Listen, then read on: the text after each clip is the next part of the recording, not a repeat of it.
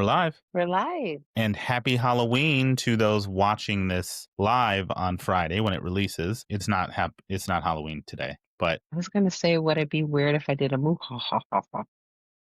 I mean, it's weird, but not for you. It's very No, Ashley like. it is. Happy Halloween. I was like, Emily's like, "Are you guys gonna dress up?" And I was like, "Girl, no." Oh, that would be kind of cool if we did dress up and have, like a witch hat or something for me, but I don't have any costume stuff. So, Nah. I mean, I have a onesie. I got a I got a cape. That's about it. I've had this cape for I like have 20 years. I have a onesie that's so fitting. No drama llama. See, there you go. You could have been super comfy. Exactly. I might be asleep though. That thing is so warm.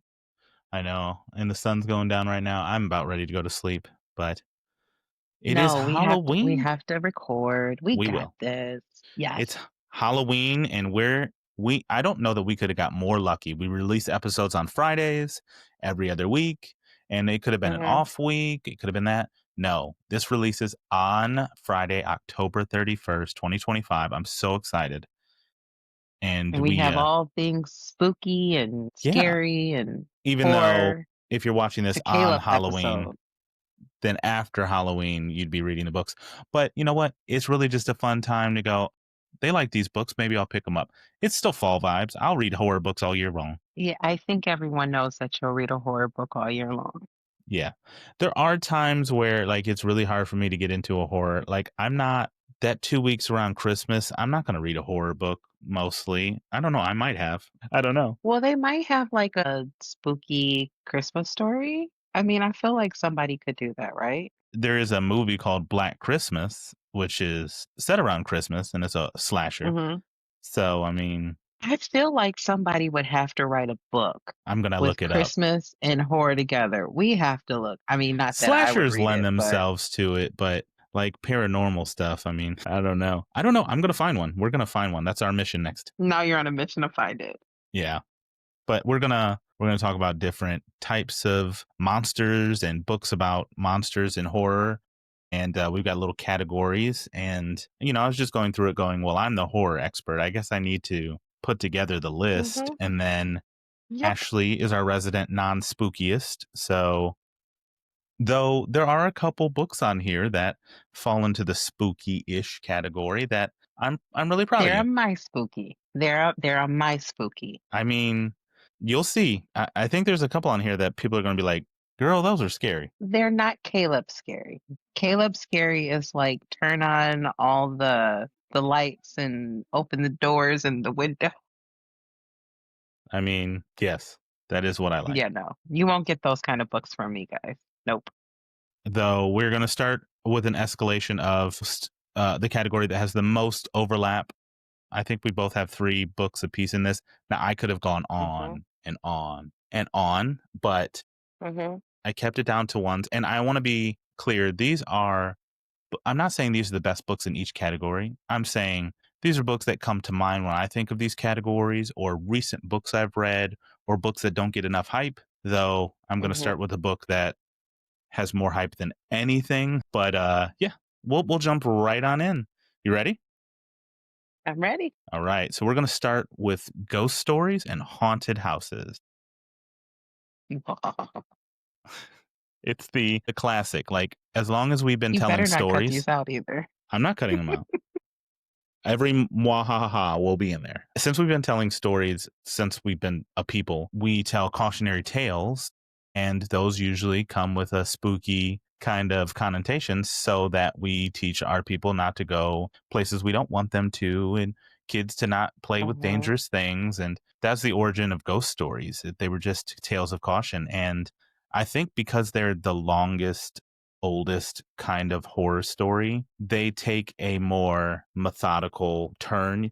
You really have to get in there and do good characters, do good settings, and really focus on that. So I think some of these ghost stories are going to be classics to a lot of people because I mean, everybody loves a ghost story. Even people who don't love horror love a ghost story. You got 3 on here, so I'm going to say yes. With the exception of like 2 of them being historical fiction.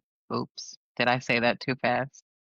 Yeah, that's true. You do have that going for you, but mine is technically not historical fiction because when it was written, it was in the times. But mine is The Haunting of Hill House by Shirley Jackson. And I know you probably haven't seen it, but the rest of the world has watched the most incredible movie adaptation on Netflix ever, which is The Haunting of Hill House. Is that the one okay, so I'm gonna have to pause. Is that the one with the like, The Haunting of Bly House and Bly Manor, yep. all of those? Okay, yeah, I watched that one. I watched See, that. that's so good. The adaptation was really, really, really well done, though Mhm, what it's obviously been modernized. That's not the mhm. original story, but the core of the story is. And so, I mean, Mike Flanagan just absolutely killed it with those films. We have Hill House, Bly Manor, Midnight Mass, and they were all 10 out of 10. Though I'd say Bly Manor might have been like a 9 out of 10, but also really, really Mhm. good. It had the little girl who played Peppa Pig as the main character, and I couldn't unhear Peppa Pig the whole time. So that was a problem. I didn't know that. Oh, yeah. That little girl did the voice for Peppa Pig, and she talks real proper. So every time I'm just like, close my eyes, and I just see Peppa Pig running around with a ghost. I'm gonna have to watch it again just because. It will ruin it Now I wanna and make make the it connection between the 2. entertaining. I'll send it to you. I'll send you a clip. But Yeah. Hill House, obviously, for people who do not know, it was 4 people. They go to Hill House. They each have their own reasoning for being there. Really strange, horrifying things begin to happen. And I like Hill House because I love a sentient house, a sentient ship, a sentient anything. And Hill House is alive. It's not, you know, it's not Casita from, Encanto, but it's definitely has a presence. It has a soul to it, and it's wicked and it's gaining power. And by the end of the story, somebody will be taken. And that just presence and evil inside that book and that story are so eerie. Like it's like, when you watch a horror movie and they're starting to play that music and it's making you more and Mhm, more tense. That's the whole book. And like I said, Mike did a really good job with the adaptation, but the book mhm. really has a different kind of, it hits with a different punch. So for people who did check it out and loved it, you got to check out the book. I couldn't read the book. I definitely don't think that I could actually read the book. Watching the movie is different, but to sit and like the amount of time that it takes to read a book, I wouldn't be able to sit with it that long. Really, you think are you that Mhm. susceptible to written tension? I don't think I would want to be in that situation. Fair. Because think about it, if it takes me, especially like a bigger book, I usually read a book over like 2 to 3 days, depending on what life is like, but usually 2 to 3 days for a book for me. I wouldn't want to be in a tense, eerie, like, I don't know, it's not like climate. I don't want to say climate, but I wouldn't want to be in that for 3 days. For the But if I record, could it watch a is movie really for an short. hour and a half, how short is short? Is it like Caleb's audiobook short? It's like I think it's around 200 pages in most editions. Okay. Well, see, that would still probably take me 2 days to read though. That's fair. And no, I couldn't do it. It splits up, it really builds to the second. So if you like go through the first day and you're just like getting through the first half, but you got to finish that second half all at one swing because it hit Nope. It can just glide right on past. well for everybody else that's normal. You got to check it out. Now, see, I want to go back and like watch The Haunting of Hill House, The Bly Manor, and all of those because I know somehow they're like intertwined or something, but they weren't like, I think the Netflix ones were not that spooky, so I was able to actually watch those. They I don't know felt how more you say thriller that like for me. because They felt more thriller like. If I'm thinking of the right ones, Hill House is definitely a horror. I don't think you watched Hill House. I just don't think you do. There is I don't know. there's a tall ghost that's walking, feet aren't on the ground. You get to see the feet.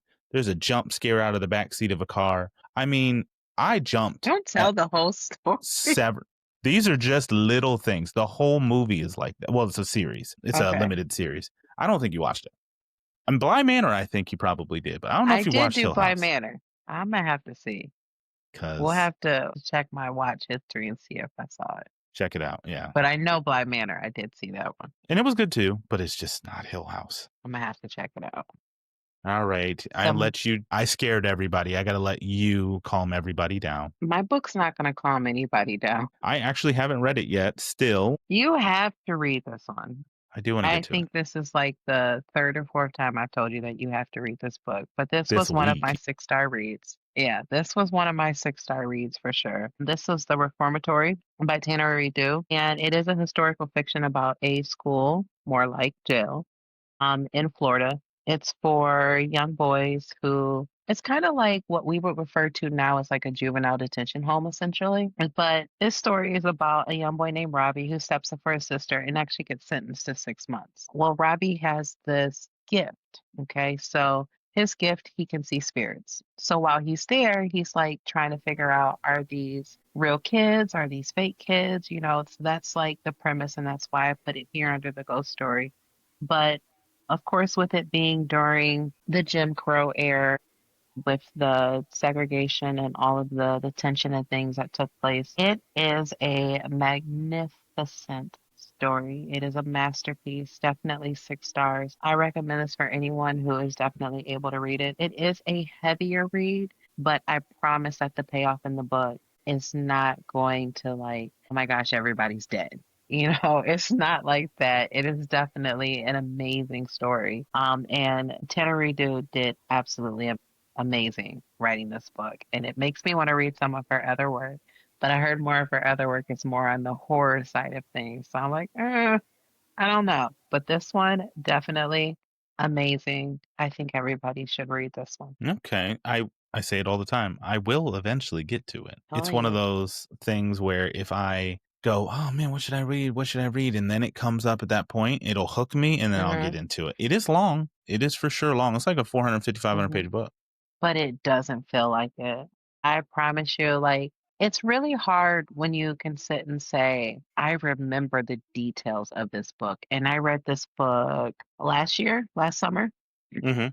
So it's been a really long time since I read it. But when I tell you, I remember details. I can tell you timeline of what happened in the book and who the different characters are. Like me just sitting here writing the list, I remembered his name was Robbie. Yeah. That's how it really sticks with you. It is a great story. When it's time for you to read it, you'll love it. I know you will. I'll get to it. Promises. Before I'm dead, some point. You'll get there. But yeah, my turn again, everybody, and I'm amping it up this time because Richard Matheson is an author who many people don't recognize off the bat, but everybody saw I Am Legend, the movie. Yes, Richard Matheson is the author of I Am Legend, which is considered a vampire story because they are kind of vampiric. Most people will recognize that name. They don't recognize this book, which is called Hell House. They think, Richard Matheson's a one hit wonder, but he's definitely not. And he is a master in the horror genre. So, highly recommend anything written by this author. This one is Ghost Hunters, long before Ghost Hunters were a thing. So, this book was set back in the 60s, 70s, and it follows 4 strangers who are going to this infamous Belasco mansion where 2 previous investigations have gone because it has this hellish reputation where they think there's a portal to hell there. And previous investigations have left people dead, suicide, murder, people disappeared and never were seen from again. People come out babbling insane. It's crazy. And Yeah. you go through it and you get these different governmental conspiracies with drugs and LSD, and then you have these rituals that are happening, and it's definitely overtly sexual. There's a lot of sexual violence, especially to women. At the time it was written, that's very par for the course, but it is icky. There are a lot of trigger warnings in this, but I really think after the last 50 years that we've been obsessed with ghost hunters and things like that, this book really holds up with the kind of tension and claustrophobic feel. You start to question whether what you're seeing is real or whether it's the people that going through it going insane. By the end of it, with this kind of ambiguous ending, which is pretty normal for ghost hunter movies and things like that, where you kind of question, is this how they're going to end? And then you're just kind of left like, and you just want more. You want another story. You want to know more about the mansion. You want to know more about this. And it ends so well. So I definitely think if you liked the book by Craig DeLuey called Episode 13, which is about the 13th episode of a ghost hunter show. And they encounter this same kind of creepy building where there's this history of disappearances and deaths and things like that. If you liked that one, which I enjoyed it okay, it wasn't great, but I would recommend Hell House to people looking for that. Look at your face. Yeah, no. I will though. I do have a confession. I used to watch Ghost Hunters. I used to love watching Ghost Hunters growing up. I would stay up and like watch the Ghost Hunter shows because they felt, kind of like spooky and like, are they really real? And like what's the other ones? The Paranormal Activity and And stuff. So those movies, yeah, the movie. oh my gosh, yeah, those were creepy. Yeah, I used to watch stuff like that, but now, no. Lady found out I Okay. don't do that stuff. Oh See, my gosh.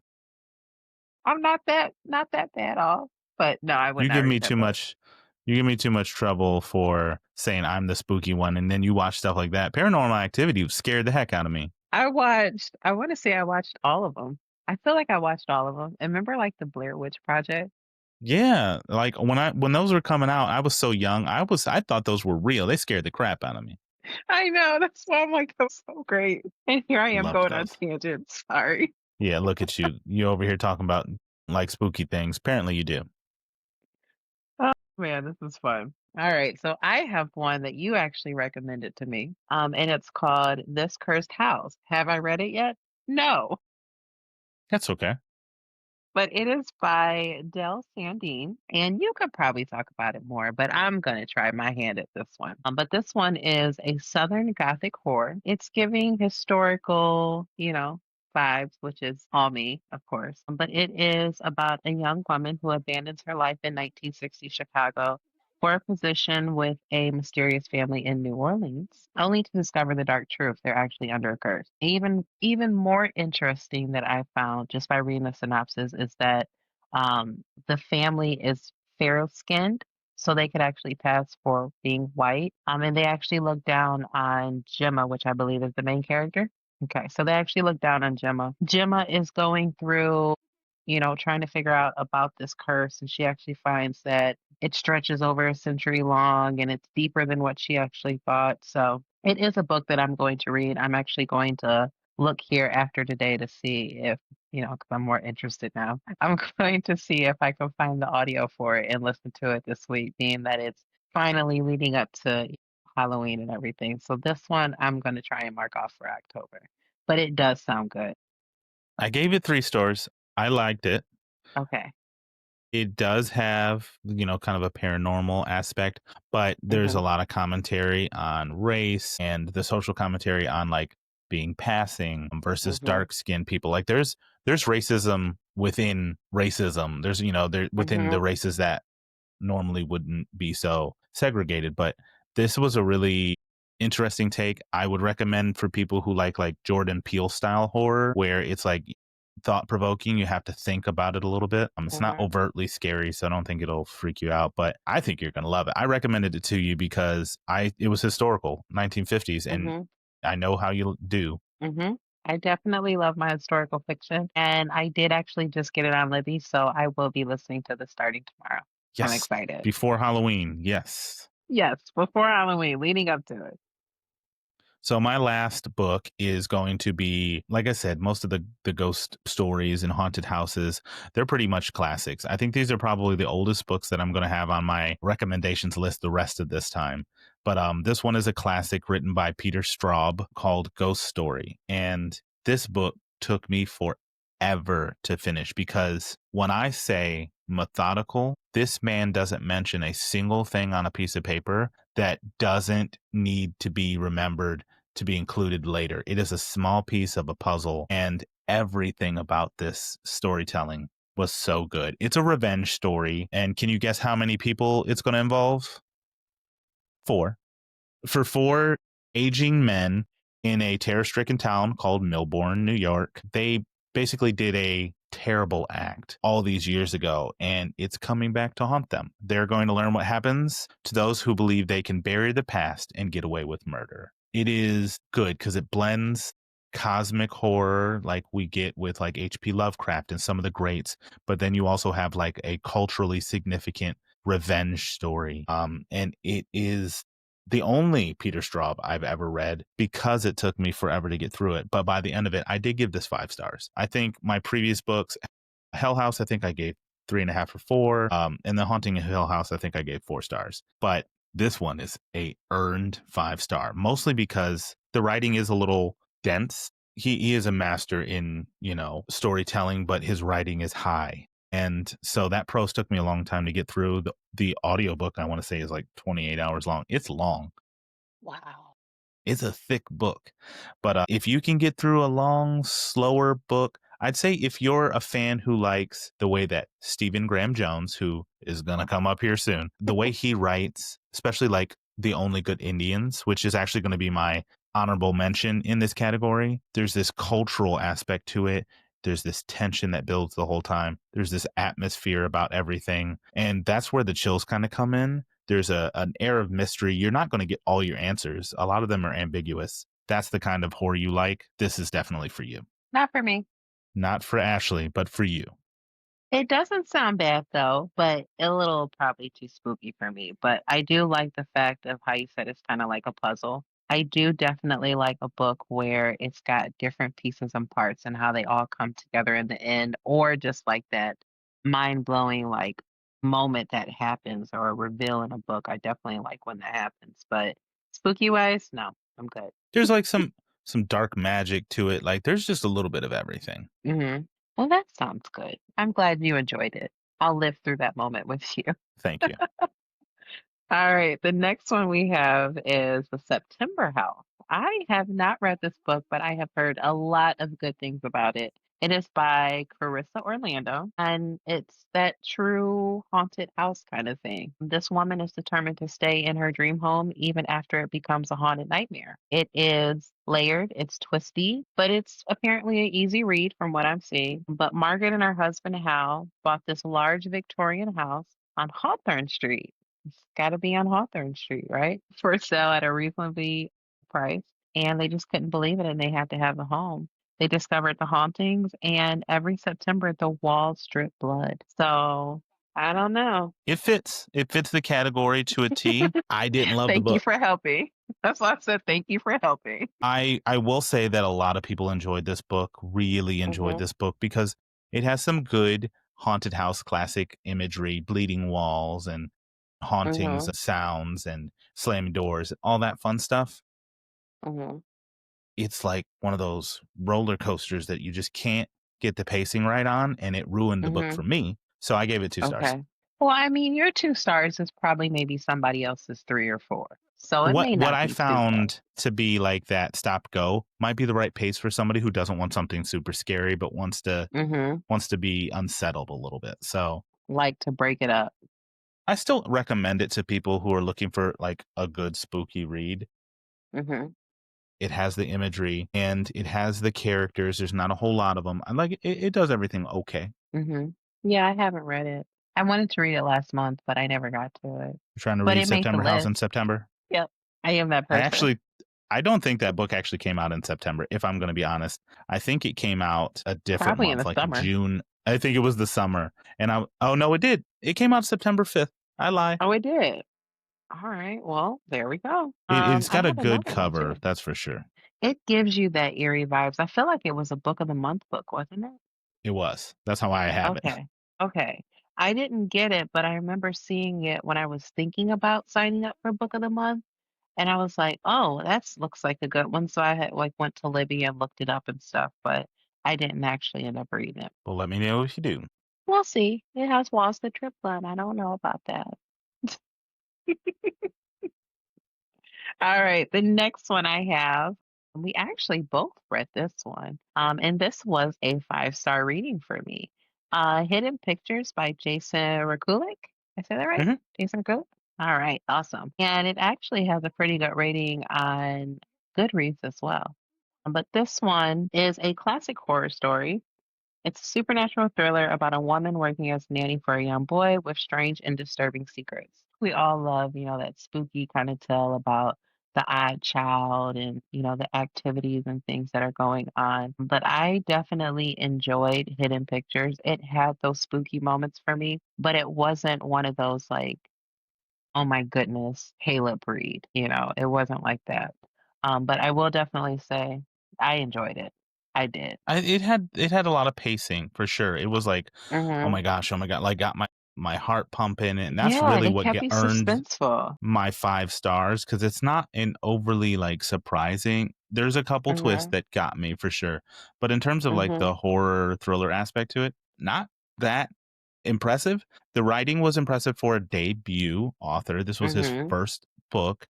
Oh, this I was. loved it. Yeah, Okay. first book, and we know how his second book went. So he got it right the first time, and he should have stuck with it because I did not like My that second goodness. book. Yeah, you struggle with that one. You're like, "Oh my gosh, this is not for me."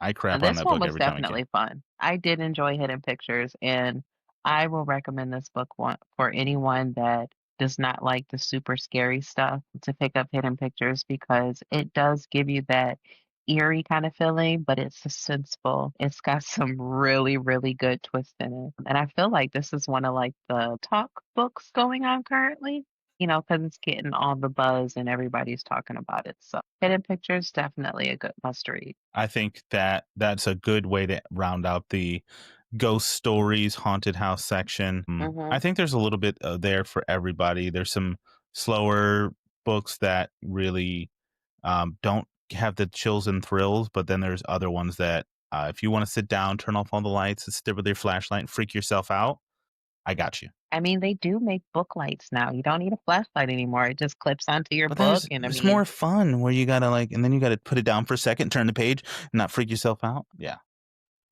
I do miss you do those that days. now? If I could stay up past 9:30, I certainly would. I mean, it does get dark at like 7 o'clock. So, It's dark right now. Yeah. Now we're ready to talk about vampires. Who doesn't love vampires? They're mm, so. You don't like vampires? Not in anything? mm, No movies? You didn't like vampire movies? I love vampire movies. vampires was just one I never really cared too much for, I guess. But I will say the books that I have, however, would make you think otherwise that I like vampires. But no, I guess I'm more of like witches, maybe. That's fair. Like the We'll spells get and there. stuff, I think I'm more the witchy kind of spooky. If I was going to pick one, I'd say that no, I think I'm probably more witchy too, but Mhm, vampires is really up there, and really just because their stories usually span a long time, or they're slower. They have like the seductive aspect to them. There's a lot of pairing with like certainly sex, and there's stories about like what makes somebody a monster, mhm. and that's what I like about these vampire stories. So I'm going to start off with one that I recently finished that I've already talked about many times. So I'm not going to go in depth on it, but it is Buffalo Hunter Hunter by Stephen Graham Mhm. Jones. And I think it might be my second favorite vampire novel of all time, with a caveat. Number one, the first part of the main story of the vampire portion of it is my favorite part. There's a like an area at the end that I think he should have just never put in, that I drug my score down, my rating down. Didn't love it. But in terms of like the actual vampire story, he pairs Native American culture so well. It's set in the early 1900s, but spans across the last 80 years of that. And he is such a good writer for building this really slow atmosphere. And so definitely that. But I will give you the brief synopsis. Essentially follows Good Stab. He's a Blackfeet Indian, and he was turned obviously during a time during all the wars of the early 1800s, and he goes on to then become somebody who is essentially the protector of the land. But his people shun him because he's a monster, and obviously everybody else shuns him because he's killing everybody. But it's Mhm. told in like a interview with the vampire kind of story where he goes and talks to a priest in this little town, and he's doing his confession over weeks and over weeks. But bodies end up turning up over these weeks of time, and there's investigators and there's all this stuff, and the story starts to really build, and then at its crescendo it just unleashes on it, and it's so good. I loved it so much. So like in terms of vampire stories, this is a more, I'm not going to say traditional style of vampire. It's much more violent. It doesn't focus on the sweet sexual parts of vampire stories. This one's pretty violent. Yeah, it sounds creepy. I don't know. This is the picture I'm going to take to use as the thumbnail for You better our not. intro video because your face just slowly gets more and more disgusted as I talk. Well, that's why we switched to video because I make all kinds of faces and yeah, my face definitely tells it all and that's not a book that I would pick up. But, if that's your vibe, go right Why ahead. not? You like historical fiction. Nope. Mm-mm. This everybody's just watching this for her to go, nope, nope, nope, not reading that. Nope. Well, I have to keep it, at least the good thing is that everybody who's listening to us knows that this is really me. Like, this is truly me. I'm not Very consistent. pretending to be anybody else or anything, but that's definitely not a book that I would read. No, no, no, thank you. That's fine. They're for me and my peoples. Team Caleb. Yeah, yeah, that's Team Caleb. But I have a Team Ashley book, I think. So this one, I feel like I talk about this one every single episode. It is by Mortal Dark. It's actually a trilogy that I just discovered. And the first book is out, Immortal Dark. It came out last year. I actually have the book sitting right here next to me. It came out last year, and I did start reading it, and I got mostly through it, but I did not finish. So I do plan on picking that back up to prepare for book two that actually comes out on November 4th, I believe is what we talked about last episode. And it's called Eternal Ruin. For anyone that is just popping onto this episode, again, I have talked about it several times, but um, this book is actually Black vampires. I feel like I haven't mentioned that before. And I feel like I should because I feel like this book is very unique. Usually, it doesn't pop up. It's something that's new and unique in its space. But when Kadan's sister disappears, she dives into the deadly world of Uxla University. So it's a dark academia as well, where vampires rule and secrets cut deep. To save her family, Kadan must confront the dark power tied to her bloodline and decide if she's meant to fight monsters or actually become one. And I will tell you that this book is action packed. It definitely has that suspense and that mystery of what happened to her sister. It ends with a really huge cliffhanger. And from my understanding, book two picks up exactly where it left off. And usually that doesn't happen when it reads different books. The second book might kind of have its own type of vibe. And then you start to go, no, it's actually like book closed, book open with what happened. So I'm really excited for that. And I'm even interested to know that, there's a third book as well. So I'm all for it. Awesome. Yeah, I know you talk about it a lot, but I think it is, you mentioned, black vampires. Obviously, there's some black vampire movies and Yeah. stories out there. The Queen of the Damned starring Aaliyah was a Mm-hmm. black vampiress. And we've Yep. got Blade and we've got, You I mean, you can't can even forget do about like Blade. Vampire in Brooklyn. Like you have these other things, but not in the fiction space, not in the book space. There Yeah. are some, but I can't say that any of them like jump off. I looked at a list and I'm like, they're definitely not popular. They're not Mm-hmm. things that I see circulated. They're not hitting TikTok. They're not doing those things. So this is Yeah. definitely one that got the hype and I think is well deserved. Awesome. I am definitely excited to read it. I do have actually the arc for book two, which is why I want to read Immortal Dark again, or more so finish the last 40% of it, because I definitely want to read the arc and talk more about it, maybe one of our upcoming episodes or even just in one of our side chats. But I'm really interested in reading book two to see if it lived up to its hype. That's awesome. My next one is going to kind of goes in the same vein. It's more of a Hmm. classic vampire story, and when I say more of a, it's the original story, Dracula. It's actually about Dracula's first wife, Constanata, and it's called A Dowry of Blood, and it's by S.T. Gibson. This was one that everyone hyped up, and I just took forever to get to it. The covers were kind of not calling to me. You have one Hmm. that's kind of like a old feudal time kind of drawing kind of cover, illustrated cover, and then you have one where it's just like a red stripe. Most of the thing is black. None of the covers really jumped at me, so I never really picked it up. When I Mhm. did, when I tell you this is my favorite vampire novel of all time. It is so beautifully written. I don't think I've ever read a book that's more beautifully written than this book. It is, and that's what Dracula should be. It's a very dark, seductive novel, Mhm. and which is what made it kind of so provocative when it came out all those years ago. And so it is a classic tale, but this one is written, it spans more time. It spans Mhm. hundreds of years following Constanata, Dracula, and other people that, you know, obviously they're non-monogamous, or I want to say non-monogamous. They're very free and open with their Mhm. relationships between vampires. So it is very highly sexual. It's very evocative, but it's really also, it shows the evolution, which I think happens a lot with vampire stories, where you start out kind of monstrous and then it's like, now I'm just doing things to survive because this is the kind of thing I am. This is what I need to Mhm. do to survive. So the monstrous aspect of it never goes away, but like your perspective of them as they mature and they change over hundreds of years, and the relationships that they have come and go, the mistakes they make, all those things was really well done for this really short book. So obviously, if you like Dracula and stories like that that are much more classic, this is the book for you.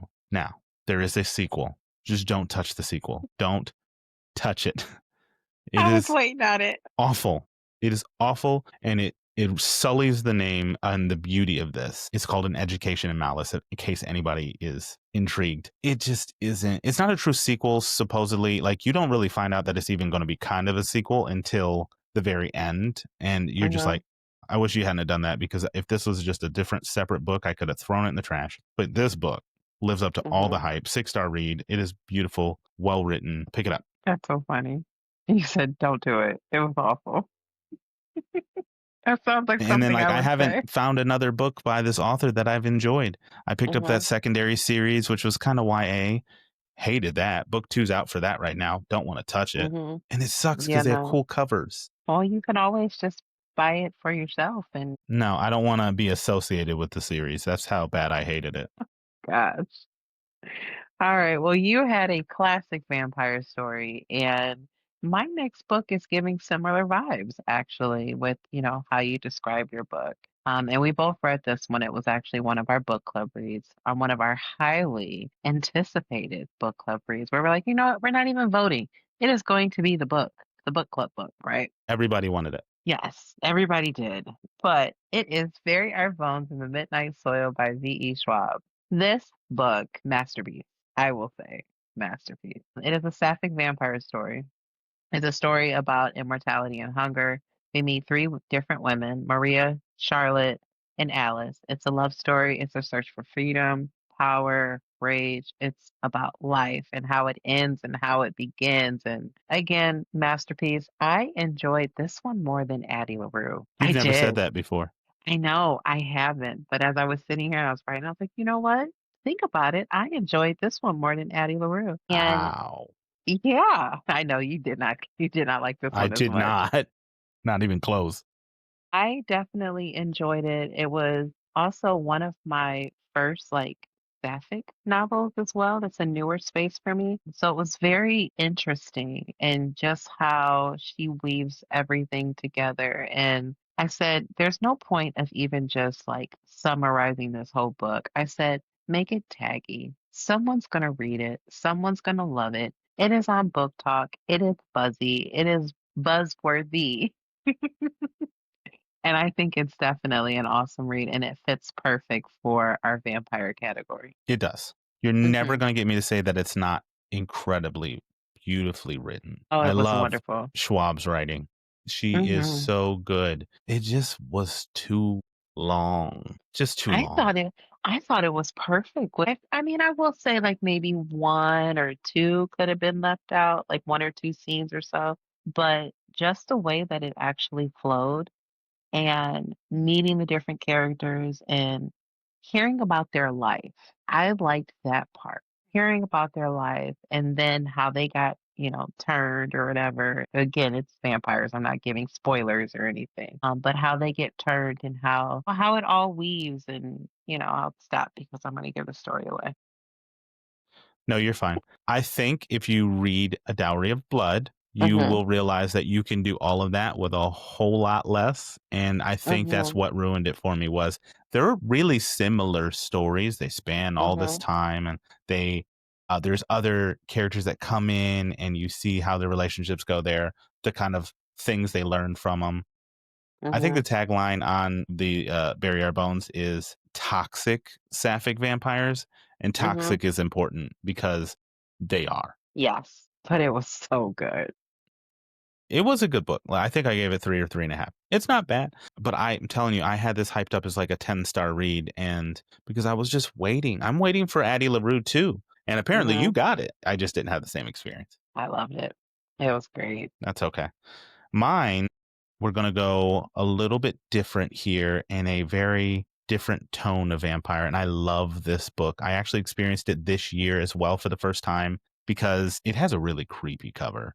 Okay, it's like Mhm. one of the gargoyles on top of like an old historic like New York City or Chicago. I believe it's in New York kind of Mhm. building, and it's terrifying. And so you read about it, and essentially, Anne and Reed, they need a break. She had a complicated childbirth, and it left her paralyzed. She can't walk. And she is, they kind of get this, we're going to call it a break, where their relationship's having issues. There's a lot of resentment for the baby because obviously it took something from her.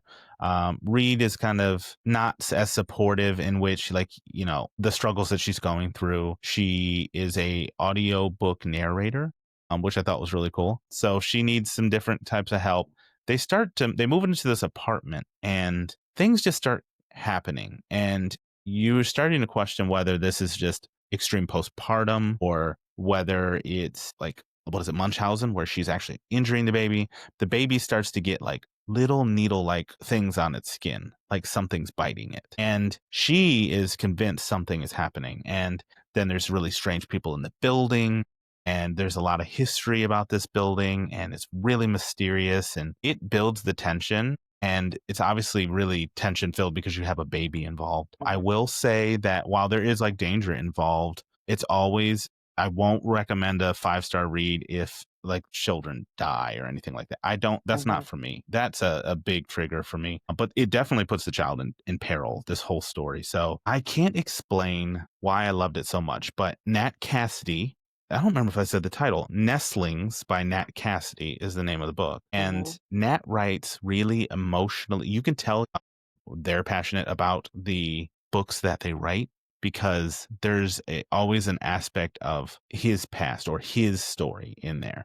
A story written about his mom, and it's a horror story called Mary. His father, there's a When the Wolf Comes Home, or When the Wolf Comes Home, which I'll talk about here shortly. They're really deeply passionate stories, and I just loved everything about them. So there's this emotional aspect to the back end that really makes you enjoy these books. It is a vampire story, but it's unlike anything else I've read in the vampire space. So highly, highly, highly recommend. If you liked a book like Lock Every Door by Riley Sager, where it kind of is the same thing. She wins the lottery to be accepted into this really exclusive apartment building in New York, and then just things start acting real weird and people are real strange, and it's that kind of vibe. So if you liked that one, you are going to love this one. It's definitely something about spooky season and spooky houses. I think setting is half the thing. If you Mhm.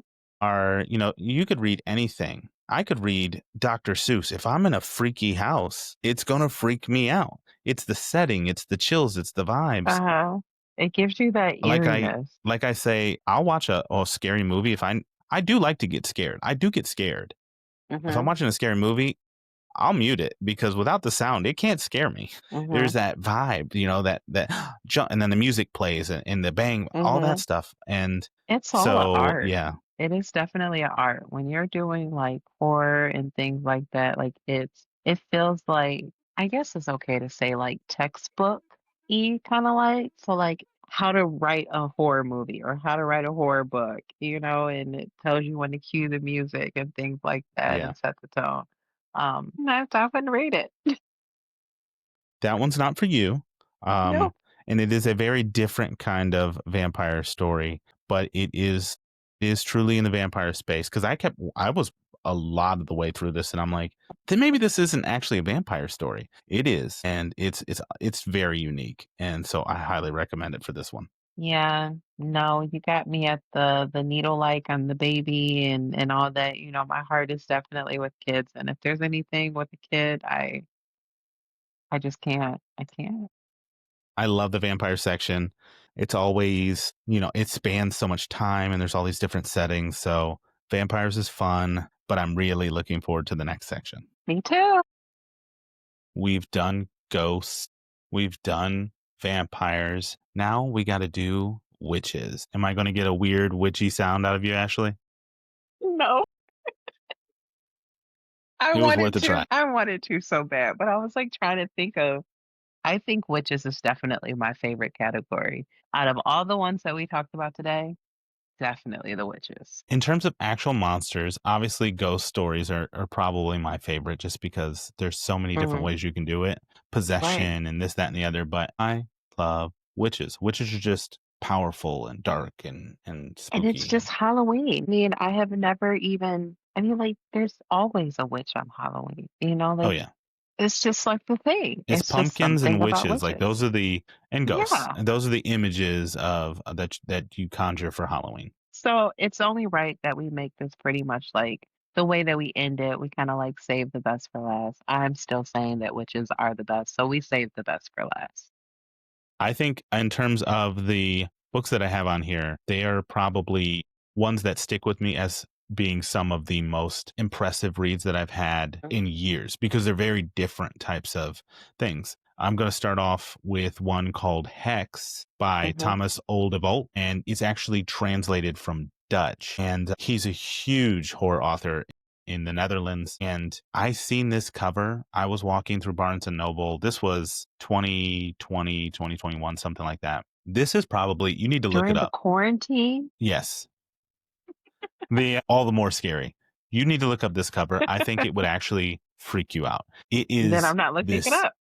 witch, and she's literally kind of floating, and she's got like tattered clothes on, chains are hanging, her hair's over her face. It's a creepy Nope. book cover. And so I picked it up and I was like, what is this about? And it starts off with this premise: whoever's born here is doomed to stay till death. Whoever settles never leaves. So it's a town where if you go there and you spend the night, you can't leave. You can never leave. It literally won't let you. The curse put on this village, this town by this witch is that. And so it starts off with this kind of almost comedic feel to it where this town has just adapted. The government knows about it. They kind of implement all these different things where if people are coming into town, they try to make it look as normal as possible. But this witch can just appear anywhere. And so they try to make it look like we have this legend and we pay this lady to come around, but she's literally the witch floating around, chains, her mouth is sewn shut, her eyes are sewn shut. She's terrifying. And the kids play pranks and they do all these things. It starts off really kind of, I mean, it's got some spooky vibes, but like for the most part, it starts off kind of lighter, I'll say. And then the second half of this thing hits and it takes such a dark turn. By the end of this novel, you are just like, oh my God. And you're just, and luckily, we get a second novel. We got a second book in this kind of series that is following basically like an FBI investigator that's investigating this whole town and blah blah blah. And it takes a really really really dark turn in that one too, but the whole tone of that book is dark because it ended the last book in that. So if you liked like WandaVision where it's all about a town and there's a curse and a spell on it and blah blah blah blah, but you want it to be really dark, this is it for you. Hex by Thomas Oldebalt. This definitely doesn't feel like a WandaVision book. It is like No. you can't, once you're in there you can't leave. I mean, I Or the see show From, I have not watched From yet.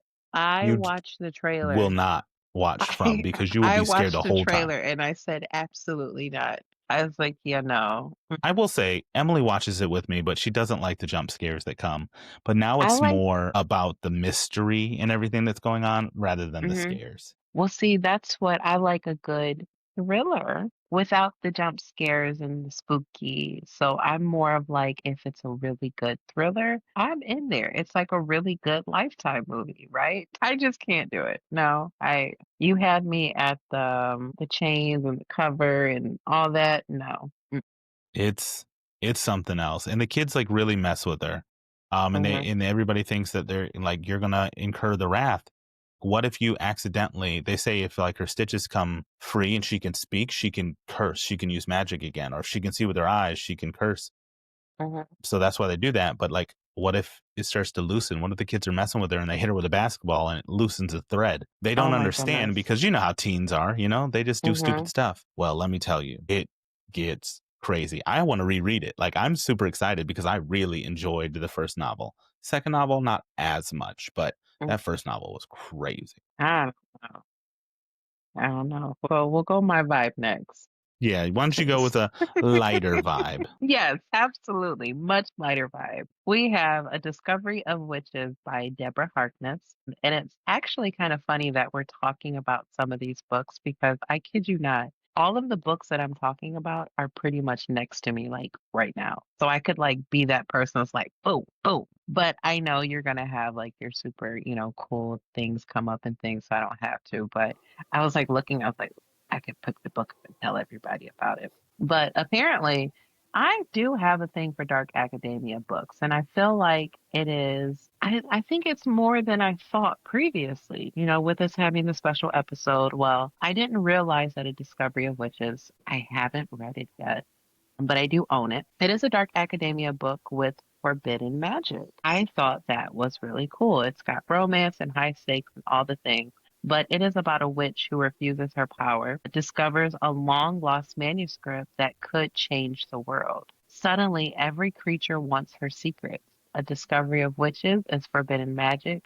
Old libraries, we love libraries, and a love that could break every rule. I just was like, I really need to read this book. I didn't realize it was as big as it was. It also has several books. I think we're on like book six. I don't know, I but think there's they're several. connected. I think Because there's like Deborah Harkness has another series, and I think they're connected universe. I know that there's a lot of them. It's the All Souls series, and I'm not going to be able to type fast enough for this to tell me how many is in there. But I do know that just by looking so far, I see that there's a quick three. No, no, there's a lot. There's a lot. There's a lot more than I thought. Interesting. I mean, I watched the television show. I did not finish it. It was, in my opinion, poorly written for the TV show, Hmm. and the actors really kind of dragged me down a little bit. The Hmm. CGI and different stuff that was going on wasn't well done. So I Hmm. kind of like lost my interest. And that I think it ruined the book for me, but I'm going to let you be the guinea pig and read it. If you actually had a good time with it, I will pick it up because the premise is really interesting to me. Now, I see something also very interesting. So, although there are six books, I feel like maybe the series was possibly drawn out too much because I see a lot of hype for books one, two, and three, and not as much for four, five, and six. So, I'm wondering if maybe like everyone's like, well, maybe, it should have just maybe stuck to the It should trilogy. have stayed a trilogy. That happens a lot Yeah. where you have like a self-contained trilogy and then you're like, well, Mm-hmm. we'll write another trilogy, but it kind of is in the same. And then you're Mm-hmm. like, well, just say they're all the same. And then you're like, I don't want anything to do with this. Yes. So there's six. There's definitely six books. I feel like the last one is not out yet. It's called The Falcon and the Rose. But this is the All Souls series. So if anybody is interested, there is a TV show, like Caleb said. There's a TV show out for it. And like I said, I want to read it. I see so much hype about it. It's obviously a book about witches and it's Halloween, it's spooky season. I probably won't get to it in October because I mean, October is basically over. Well, if But you're I will watching say this, you don't know if she made it or it not. is It's over. the last day. I will say that the audiobook is 24 hours. So that's definitely a longer book than I thought it was going to be, and I did not plan accordingly. So it might have to be, a November book for me where I pick it up at the beginning of the month, but it is definitely one that I want to read before this year is over, or it might just be like a summer type of thing. I don't know. I have it, but I'm going to read it. Okay. I welcome you to read it. I want to see what you think, what your thoughts are. I do own the book. I can see it right there. We have the same edition. It's the same cover, Uh-huh. but I'm just not going to get to it anytime soon just because it's not Uh-huh. top of mind. But I'll probably that's stop all right. after book 3. Me and series, we have a really hard time. I don't know, it's Yeah, just for sure. something I about couldn't do me. that. I don't know, it's just something about me and series. I could read, like, 1 book and then, like, maybe months later, I decide to read, like, book 2 or something. I don't know, I just can't do it. I agree. But this next book that I have, if it was a series, I don't think I'd struggle as much. It's one of my top horror books of all time, Slewfoot by Brom, and it is a witchy book, but there's also a demon aspect to it all. It's got the format. Yes, you can listen to the audiobook, but you really need to get the at least the ebook so you can see the pictures. Brom is actually an artist, and his name is Gerald Brom, and he actually does really dark art where you've got like demons and angels and devils and witches and really, really dark imagery. And I think that's how it started. And he developed stories around these photos. And Slewfoot is puritanical horror where, the Crucible or The Witch, those kind of novels and stories where there's women weren't necessarily respected for sure. They didn't have a place in society other than childbearing and kind of following the lead of their husband or whoever was in charge of them. They didn't have rights. And so she comes to this village with her newly married husband that she was arranged. It was an arranged marriage. So she didn't marry for love. Well, he quickly dies under very suspicious circumstances, to say the least. And she is trying to fight for her right to remain free as a widow. She doesn't want to remarry. She doesn't want to become a ward of a brother or an uncle or a cousin or anything like that. She wants to live on her home that she inherited from him through marriage on her own. Well, they don't like that. And so Mhm. in her attempt to try and create a space for herself and freedom, she discovers a sleeping demon that named Slewfoot, and he's just waking up and he doesn't have a lot of memories either. And together they're kind of figuring out who they are. And it sounds really lighthearted, but then it starts to get kind of darker and darker and darker. And it's just a good commentary on like what it is to be a monster? Like, is it inherent? Is evil just evil? Or are people pushed to do evil things because the world is evil? They keep pushing her down and she decides to push back. And it's a really good novel for people who like stories during puritanical times, which I love because witch trials, like the hex is set, that witch was actually from the 1600s, so it's just that kind of time with hysteria and everybody was being called a witch. Christianity was kind of going rampant across the world and there were no rules in this new world. So I enjoyed that one a lot, but the art really sets it in stone as one of my favorite books of all time. Fix your face. I vote evil is all evil and all things are evil because evil is evil. Nope. Because let me tell you, you're going to be rooting for this character Abatha by the end of it. Her Oh, and Slewfoot. You're like, you know what? Burn it down. Every one of these man. people sucks. I have definitely heard about this book, and I even know of the cover, I'm pretty sure. Yeah. It's one book that I see a lot and it's talked about a lot. Will I pick it up? Nope. No. But I will say that if that is your vibe, definitely pick it up because I mean, this is not going to happen very often. But I agree with Caleb that I've heard all good things about it. Again, I won't pick it up, but I've heard great things. The art is just so cool. And like the cover is her on a broom, but she has like Hmm. goat It's hooves like as yeah, I'm as about to say feet. it, I'm the goat feet. Yeah. I know they're like hooves, but I wasn't sure. I'm pretty sure I remembered seeing this like everywhere and all of the things. So, time to lighten it up a little bit. The next one we have, I have not read this book, but I fell in love with the cover of it. It is called Kiss and Spell by Celestine Martin. I'm probably saying that wrong. No, I think you did a good job there. Thank you. So this one is interesting just because I am learning my space in romance necessarily. And for me, it's usually not small town romance. That gives me pumpkin shop and cinnamon bun, which I did like. So I'm not sure if I like the small town, but this one, the summary definitely kind of pulled me in. It is a cozy and magical small town romance. Two things that I said before that I did not like. So I have to read this one. It is a witch without a spell. Her name is Ursula Carawell. She wished for a life that was happily ever after in her hometown. She was set to live her perfect life, then a twist of fate occurs. Textbook romance kind of thing, right? So now she's selling crystals at the town shop. She's telling fortunes and reclaiming her missing magic. Ursula wishes to switch things up and decides to become friends with a cursed prince, searching for a kiss from the one. Ursula promised to help him find his true love, but somehow they begin to notice their mutual and inconvenient attraction. So it feels fairy tale ish to me. It does. It I'm feels like a pretty fairy sure it's tale. The Little Mermaid. That's what I'm saying. It feels like it. It feels like The Little Mermaid. But it twists Ursula being, and the yeah. magic and the voice and the kiss. Uh-huh. It sounds like a Little Mermaid retelling in a small town. Yeah. So, I mean, you have to pick it up, right? It sounds like it would be okay.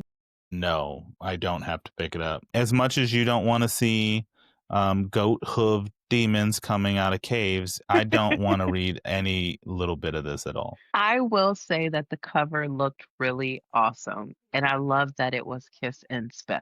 You know, Kiss and Spell, get it? All Witches. romance books use puns, literary puns, and they're just ugh. I'm gonna try it. I am gonna give it a I'm try. glad for you. I did recently read some small town romance, and I kind of feel like I kind of like it, but I don't know if it's rom-commy, absolutely not, or Hallmark, no. Oh, I it's feel like gonna be Hallmark. The way this thing is written, it's gonna be Hallmark all I'm day. gonna try it. I definitely want to listen to it just to see. Like, obviously, listen, I don't want to read it. I want to listen to it and see what it's about. I'm all for you. After all the scares that I just instilled in people, you got to end with a Disney movie. So there you go. Yeah, I mean, and we might as well say that the next one that I'm going to mention is Wayward by Amelia Hart. You know, what is it called? Like shameless plug, right? Is that what we say? Shameless plug. It's Yes. our book club pick for October. It is a tale of witches that spans generations that weaves together the stories of three different women. Across five different centuries, you have Alpha in 1619, Violet in 1942, and Kate in present day. So I'm not going to go too far into the details, but I did want to put that in there that it is definitely a book that we are currently reading together right now. And I will say I'm enjoying it. I'm enjoying it more than I thought that I would enjoy it. And it's where I don't want to listen to the audio. I actually want to like sit and cozy myself in a corner somewhere and like open up the physical book or my Kindle and actually read it with my eyes. That says a lot. That says a lot. For sure. I have to reread it, aka listen to it Hmm. this week so that I can be prepared for our discussion, which I'm pretty sure is November 2nd, which is next Sunday. Yes. Next Um, Sunday, we will be having our discussion on that, our live book talk. Yep. So if you're on YouTube watching this, it's Friday. If you are checking this out, just be aware we're going to have, if you read the book or if you're part of the book club on Sunday, November 2nd, we are going to have our live discussion on that one. I'd love to have everybody there. Even if Mhm. you're new to the space and you just want to see what we're all about, you can see these vibes. But we're unhinged on the live book talks because It is so much we don't fun. hold back. No, we So have so definitely much pop fun on on. our live. Definitely a We do. lot of fun for the live. And I will also add, Mr. Mean Caleb here said that if you read the book or if you're a part of our book club, you don't have to do either of those. Just come to have a good time. We will not get spoilery. We do not like to give all the spoils and things, or if we will, we must say like, hey, it's getting a little bit borderline here, but we will never give all the spoils. But we will tell you our honest opinion of the book, and you don't have to read it, and you don't have to be a part of a club. We do want you to be a part of our club. That's something that's easy to do too.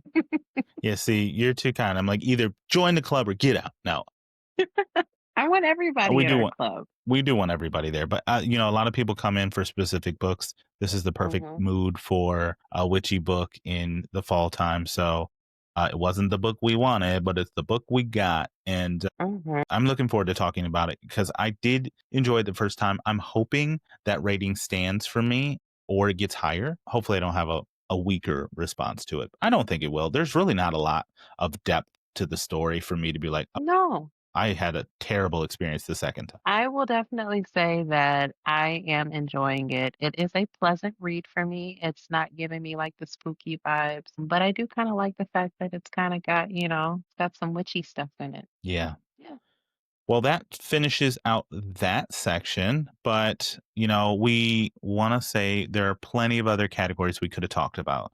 We didn't talk about werewolves or cryptids or just generally spooky reads. So we are going to kind of briefly mention some honorable mentions of books that we wanted to Hmm. talk about. We're not going to pitch them or anything like that, but just a couple titles that if you're looking for books in these categories, pick them up. And my first one is going to be really short and sweet. It's called Of Monsters and Mainframes by Barbara Trueblood, and it's a sci-fi horror book. It's got a sentient ship going through space, and there's vampires and there's werewolves and there's blobs and there's alien fish people, and it's kind of funny. It's got like some lighthearted life lessons. It's a really fun little book. So if you're looking for something like that, pick that one up. What do you got? I have one that I actually didn't get to mention earlier as well because we ran out of time. But you can't, again, I'm for the Halloween stuff, but The Secret Society of Irregular Witches. Everyone is just talking about these.